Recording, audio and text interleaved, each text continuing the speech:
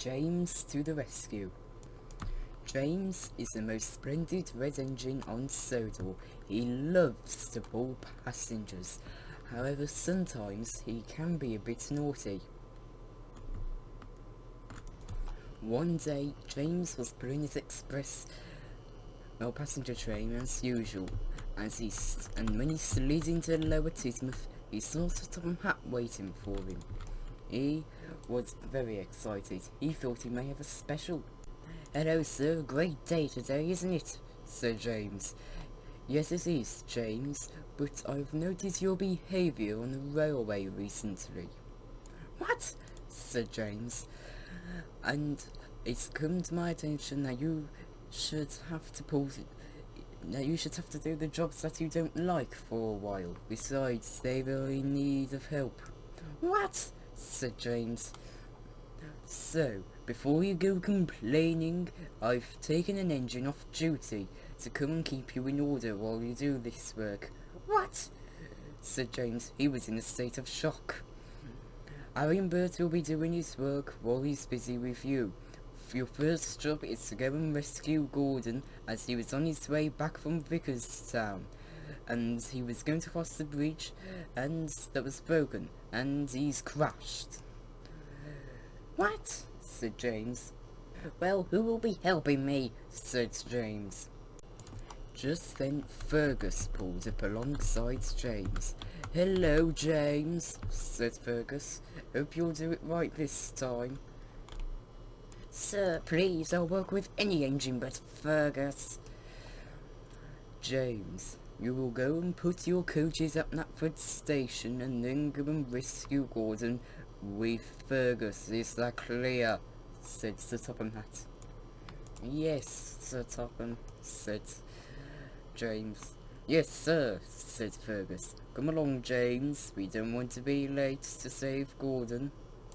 And the two engines puffed away to Knapford.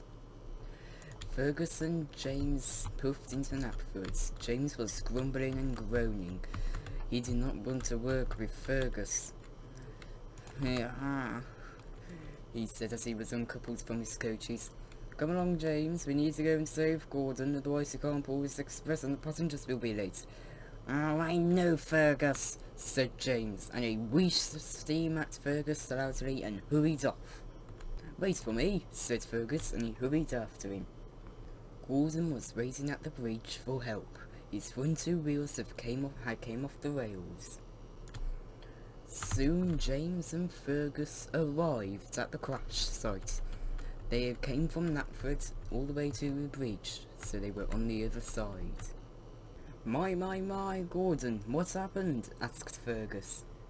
"I was coming back from Vickerstown after leaving my coaches with the engine that would take them, and I came on this line because it was a shortcut and the bridge I broke. I tried to brake, but my front wheels came off the rails, and now I'm stuck," said Gordon. "Well, we'll get you out in no time," said Fergus. "No, Fergus, I will. I don't need your help. Run back to your cement works or something," said James. "Not likely. I was authorised to stay with you," said Fergus. "Then don't get in the way," said James. "Gordon, I'm going to pull you across," said James. "Whoa," said Gordon. "I don't think that's a good idea, James. He may fall into the bridge. It's already broken." "Please, Fergus, I don't need your help, and I'll prove it. Now hook me up to Gordon now with a chain." So James's driver and fireman did exactly that. "Please tell me you know what you're doing, James," said Gordon. I know exactly what I'm doing," said James. Just then James pulled Gordon. He brought him closer to falling off. Stop! You're going to make me fall," said Gordon. So James stopped. "Well, that didn't work, brother," said James. do it right, James. That will never work. If I just go and get the breakdown crane... No, Fergus, I am doing it right now. Shut up. Maybe if I push Gordon. I don't think that's a good idea, James. Do it right. If I had just gotten the breakdown train, this could have been over. Shut up, Fergus. I don't need you, said James. Fine, I'll let you learn your lesson then. I will go and get the breakdown train while you crash yourself, said Fergus, and he angrily puffed away to get the breakdown train. That's better. Now with Fergus gone, I can go and rescue Gordon. With Gordon's front driving wheel off the track, Gordon was scared. Do be careful, James, said Gordon. A long but strong rope was coupled up between Gordon and James. This rope was not able to bend. James pushed and pushed and pushed Gordon. He tried as hard as he could to push Gordon back onto the rails. Come on, he said as his wheels slipped. You can't do it, said Gordon. We need a crane. Not you too, Gordon, said James. James's wheels began to slip and slide. He couldn't push Gordon back onto the rails on his own. Come on, he said. Eventually he gave up. Then he had an idea. What if I try and ram you to push you back on the rails, Gordon? Said James. No, screamed out Gordon. James steamed back. He was excited to try this. Then James charged the bridge. Then James realised his mistake. He tried to brake, but he slid on and crashed into Gordon. And they were stuck. Now look what you've done to us, said Gordon. Oh, what, said James.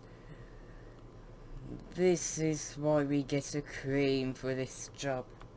James, Fergus has gone to get the crane and you were refusing him, said Gordon. You're acting as if this is my first time rescuing someone, said James. Yes, it is your first time now, shut up, and we'll let Fergus get here, said Gordon. The two engines didn't talk to each other for the rest of their crash. Soon Fergus came back with a crane, and he was shocked to see what happened. How did this happen? He asked. Well, Mr. Red knows it all over here. I thought it would be a good idea to bump into me and push me back onto the rails, said Gordon. Don't worry, I'll get you both onto the rails, said Fergus. Soon Fergus got the engines back onto the track. Soon Fergus had got the two engines onto the rails with the breakdown train. He had gone and taken the breakdown train away and came back with Henry. He was not strong enough to pull Gordon and James. Gordon was still angry at James, and James was too ashamed to talk, and no one talked to him. Then Henry and Fergus coupled up to the two engines and pulled them away to the steamworks.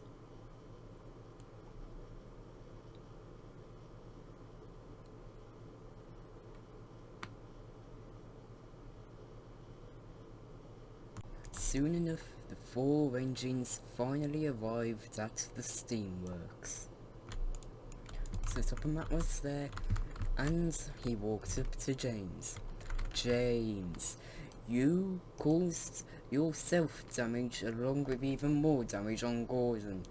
For this reason, I know now that you do not deserve a week of pulling goods. Oh, thank you, sir, said James. You deserve a month, and to have your repairs done once Gordon's repairs are finished. What? Said James. Everyone in the steamworks laughed, while James grumbled. And as for you, Fergus, you can get a day off when you want. I'd like to help James first, sir, once he's finished being repaired, said Fergus. All right, then you can have your break. Ah, grumbled James. The engines would not stop laughing that he was not going to be out the works for a while.